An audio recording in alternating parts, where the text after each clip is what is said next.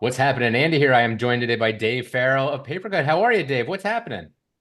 Andy, it is good to see you again. Life is good. Life Life is is good. good. Life is good. You're in a different office. I don't recognize that one. Where are you today? I know, usually seeing me in Portland, Oregon, but no, I am now here in London. So at our EMEA office, which is kind of fun. London. Well, why don't we do a quick little tour? Why don't you show me around London real quick? Oh How's the my London God. office looking? I feel like it's like we didn't clean up the house before you wanted a You tour. probably should have.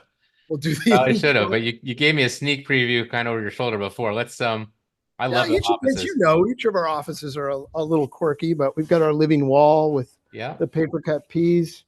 We always keep our furry friends around as well. So they like playing ball. They think we're going to play ball here. So, and it wouldn't be a paper cut office if There's we your didn't. coffee. Exactly. I have the barista. I'm sure that's Yeah. part of the training.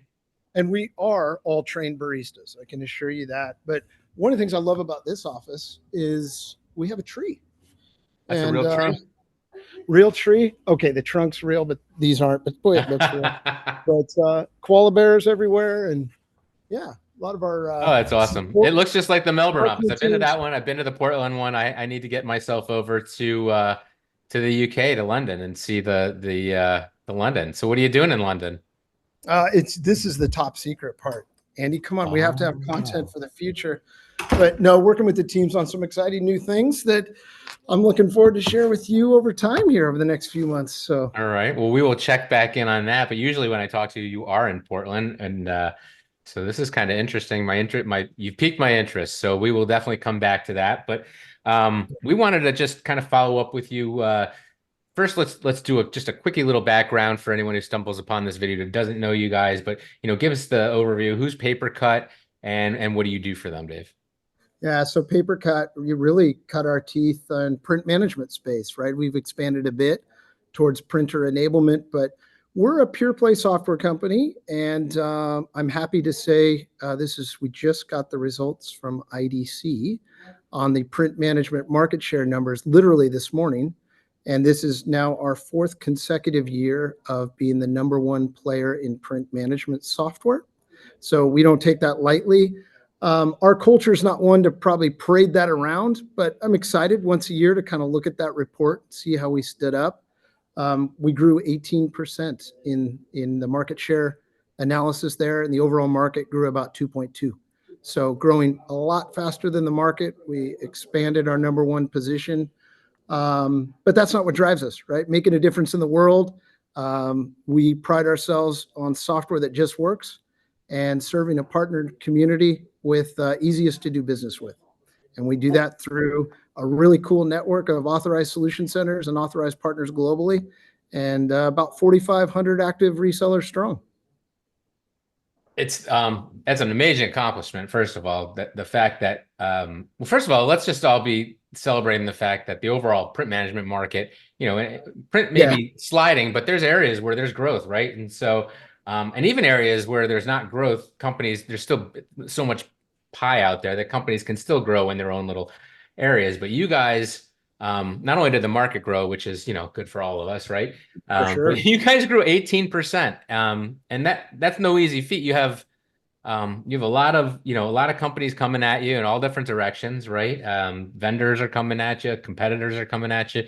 And to just pull away like that is, definitely a testament to your success. Any verticals where you guys were really, really strong over the last year, where are you having a Yeah. lot of success? Well, we cut our teeth in education, K through 12, higher ed, and that continues to grow for us quite a bit, which is nice. But I would say healthcare would be the largest one for us. We kind of set a target on going after healthcare, and we did a lot of investment to make sure we were serving that market well. And that has been very strong growth for us. So thank you to the partner community that trusted us and went after that vertical. And, in the early days, you know how this works, Andy.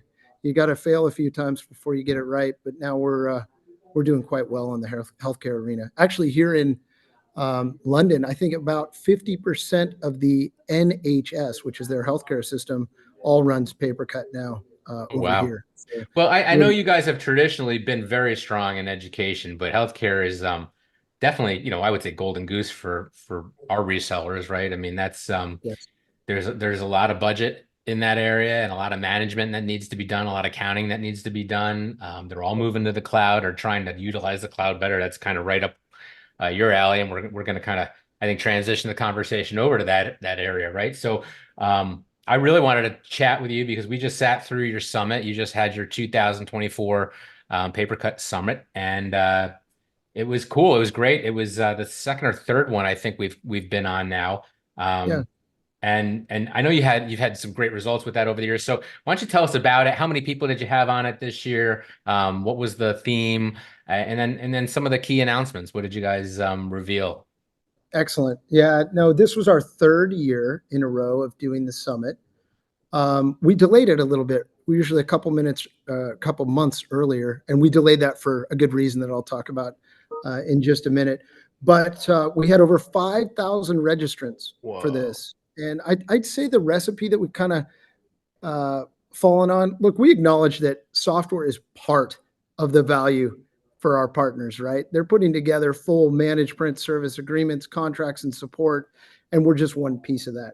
So the thought of sending everyone into Vegas for a week to do one of our events probably isn't a likely scenario, and that's just fine with us. So we try and keep it to 2 hours or less, and we try and keep the topics very relevant to the community of partners that promote and support us every day. So, and that's what we did on this one as well. So 5,000 strong, which is really great. We had great audience participation in each of the regions. They stayed with us for the 2 hours and lots of great topics in here. Probably the biggest thing, we did a section at the beginning around market insights. There was a big study that we had commissioned together with IDC around the hosting journeys of our customers and how that's evolving. And I think it's easy to over-index on public cloud as an example, because that's the whole serverless push. But you can really see through the results on government and a lot of higher education. They're in more of a private hosting environment. And you have other pockets that are holding on to on-prem. Then you have others in small and micro SMB that are really at public cloud. So it was really cool to talk about the unique needs in the hosting journey that's evolving and making sure we're keeping up.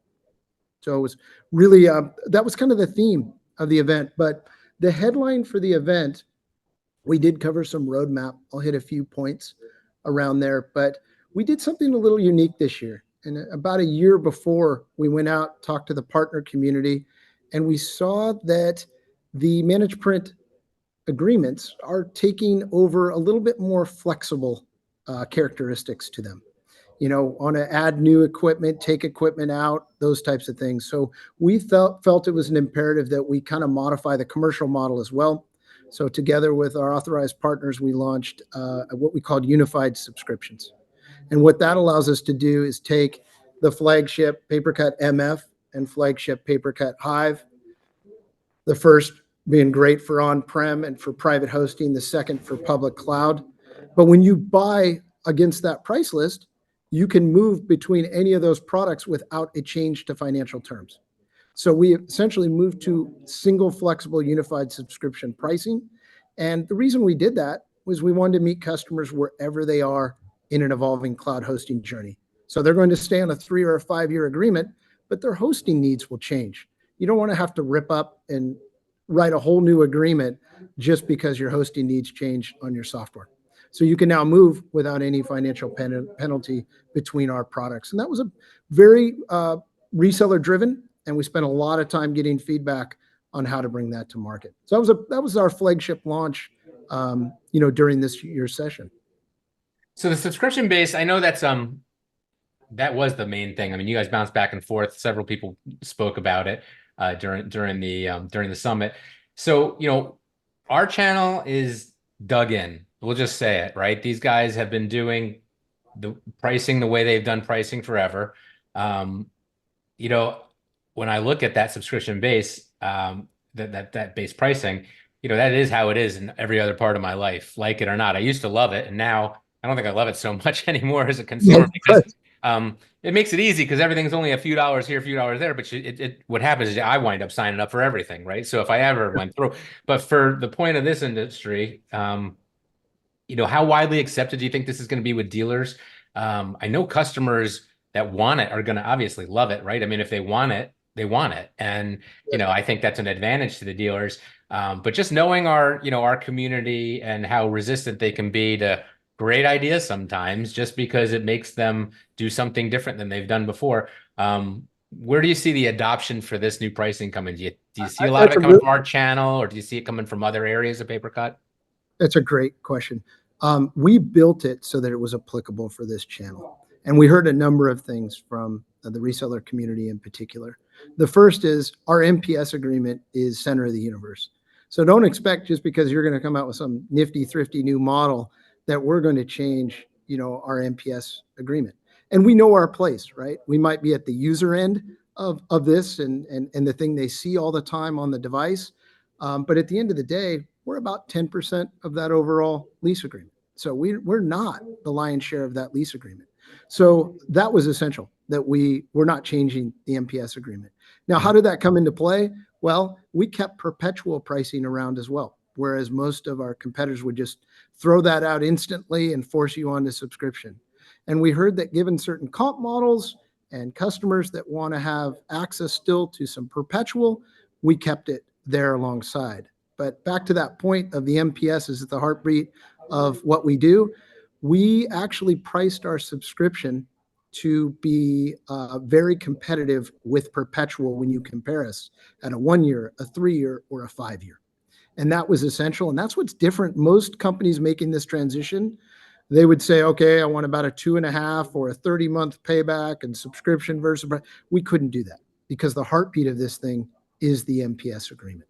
So lots of changes based on feedback along those lines from the reseller community. Well, so what I also did pick up there was it really doesn't matter because you're keeping both pricing, and Yeah, there doesn't seem from our prior conversations and what you've been saying right now, doesn't seem to be any plans to get rid of the legacy pricing, let's call it at this point. yeah, for the Or foreseeable whatever they future. want, whatever the customer wants, whatever the dealer wants. Yeah, and another benefit that jumped out that was kind of cool that we caught early on is that you get a lot of the sales teams at the resellers who are like, look, my bottleneck are my pre-sales teams. It's really hard to get their attention. So I don't have to know all the gory details of the hosting environment. I know that once I put them on this unified subscription, I can switch them whenever they need to be switched. And then I'll bring my professional service teams in, and pre-sales to be able to define what that looks like over the life of the agreement. So another benefit there. Now, how does this tie in when they're doing leasing and when they're financing, right? So, before in my simple copier sales head, I can Yeah, get my arms around how PaperCut lays out and the pricing and the monthly cost to the customer. But when I'm bundling this in a copier lease, printer lease, MFP lease, whatever it is, hardware lease, how do you differentiate the pricing when one of them is you know, copiers, hardware, service, supplies, monthly cost, X amount prints per month I'm selling pages, right? So how does this play into, is it a separate lease? Does it bundle in with it? How do you do yeah, that? great question. Different partners are trying different things, but probably the most conventional is they're taking our full price list or our authorized partners price list, and they're making sure that that shows up into the full lease agreement. So you might have a PaperCut MF price list for a 5 device opportunity at a 5 year lease agreement. They're then saying, well, I also have the PaperCut Hive or public cloud version of that price list, which is priced at the same. But because it's in the lease agreement, I can move between these two and not have the lease agreement become invalid. So they're bundling us with that 5 year lease agreement, getting the financing up front the way they always would. And all the And lease then, companies are on board? Yeah.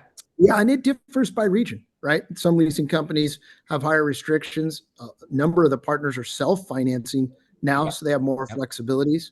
So can kind of go multiple directions there. Cool. Cool. Yeah, Well, I look forward to seeing the adoption on that. That's going to be an interesting one to watch. It's certainly unique in this space. It's a big move for you guys. Any other nuggets from that summit you want to share with everybody, or yeah, you had a few new releases, you had some upgrades, updates. What else you want to talk about? yeah. We went into extensive detail during the summit around PaperCut Hive and the public cloud solution, it's maturing a lot now. I mean, it's I've got a maturing. lot of coverage in that session. Yeah, which is I've got Hive a got lot. and we're up to over 100,000 users on Hive, a little over 3 million pages printed a month on that platform now. So it's getting quite robust. It's getting traction is what it's getting. Sounds like. A lot. And we've got a lot of our dev team really pushing that.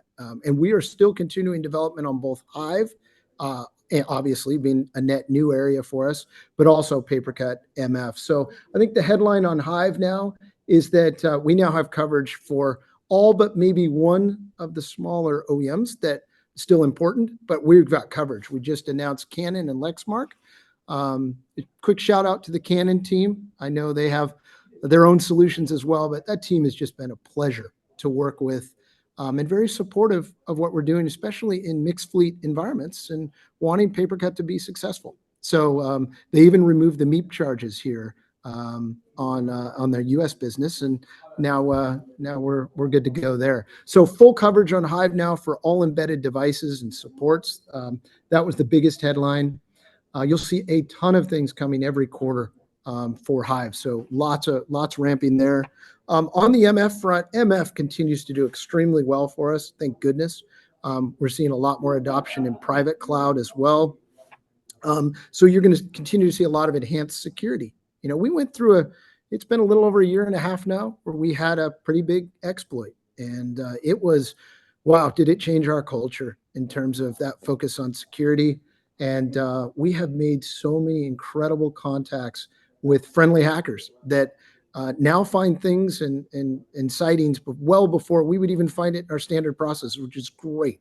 And it's made us stronger, and we'll all benefit in the ecosystem as a result. But the biggest thing on MF that you'll see here coming out, we have some additional things we'll be doing on subscriptions, but really advanced scanning and making sure that we are capture ready and ready for those ECM flows that need to kick off. So you're going to see a lot more on the advanced scanning side out of us in terms of getting it ready for those tools to be able to pick this up. Scanning has been an area that a lot of, we've seen a lot of movement into, right? And it's you can understand why. It's the on-ramp for document management and digitizing all your hard copy, right? And so it needs to be managed, and it's a billable opportunity. So who better to call than a print management software company that already knows how to do this and just adds more capability to it. So you've been doing that for a while, and I can see why that'd be a strong area for you. So this has been great. Always great catching up with you, Dave. I'm very curious to see what you're doing over there in London, and so we'll catch up soon. Thanks so much for coming on and sharing all this with us. Have a great day. Anything you want to leave us with? I just want to say thank you to the community overall. I mean, like I said, you look at those growth numbers and the market share gains again. That's because the channel believes in it, and the channel is pushing us to make it better. And you do, and it's working. And thank you. It means the world to us. Well, you guys are a major leader in this industry for a reason, and always a pleasure chatting with you and helping you guys bring your message out to everybody. So thanks so much. Have a great, happy, healthy 4th of July, and safe travels back to the States. And when you're done over there, thanks, Dave. Thank you, Andy.